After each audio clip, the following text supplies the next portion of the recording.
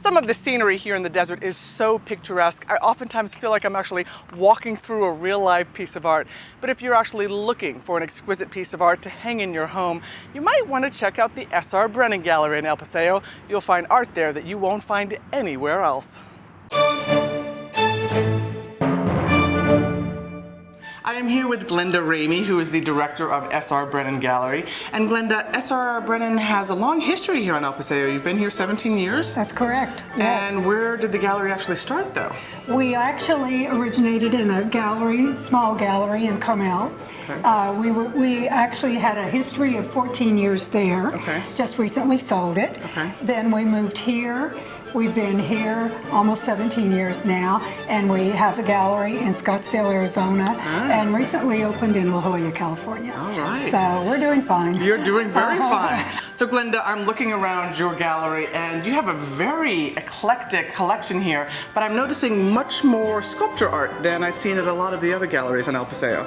That's correct. We planned it that way so that the client, the person viewing the work, does see the sculpture. We feel that it's very important not just to surround the oil paintings, but to show you textures and colors and movement, the smooth with the rougher texture of the ceramic with the variations in the oil paint. It works.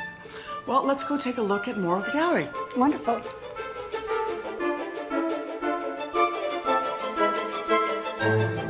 Glenda, tell me about this piece. This is a very significant piece here in the gallery. It is significant because it is an example of an important Mexican master in bronze. This is one of the finest bronzes that you or anyone else will ever see. It's fun when people come in and they know the Mexican masters or the European masters. And again, we've placed it with extremely contemporary, very stylized sculpture. This is actually bronze. And most of the pieces that you see in the gallery in sculpture are bronze, even though they may resemble particular woods or particular stones. That said, the piece behind you is an alabaster piece. Wow, that's beautiful. It is. It's a beautiful piece. I like the little orange fish. Yes. That's great. So that's called a fun piece, but you see that as an example of how stone is used, and then you work into bronzes and other various materials. You know, Tanya, all art doesn't have to be serious and collectible. Some of it is just fun, whimsical. You respond to something in the art that makes you laugh, that makes you happy, and that's wonderful. I like seeing pieces like this that immediately just make you smile when you look at them and say, Absolutely. oh, that's clever. Yes. Now, Glenda, do you generally cater to art collectors, or do you have art novices that come in here and you try and help them through the art buying process as well? We have art novices that start out as novices and become collectors. Thanks to your guidance. Yeah, absolutely. Yeah. And also because once you become interested in even one piece, then you start looking. And the wonderful thing about this area is we have very sophisticated, educated people. They're well-traveled, they know what they like, they're used to seeing the very finest in artwork, everything that you find on El Paseo and in Palm Desert. And those tastes we try to reflect in the caliber of the art that we show. Yeah.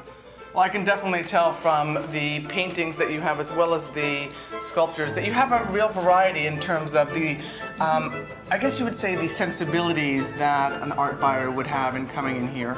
We find that when people come into a gallery, they see primarily what they like, and they gravitate to that. You find out immediately where they are at in terms of interest, needs, sensibilities, and you work with that. If you want to go beyond that, that's fine, but you start with and stay with the client throughout. Well, Glenda, this This piece certainly makes a grand statement. Who is this artist? This is done by the artist Yale Harris.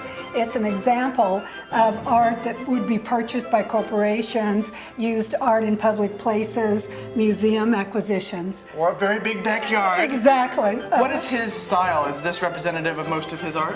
This is an excellent example of a piece that was originally formed from stone and then recreated in bronze. Oh, this looks like it's stone.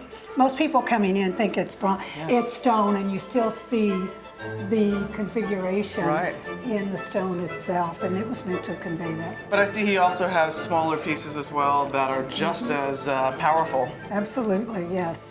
Tell me a little bit about his history.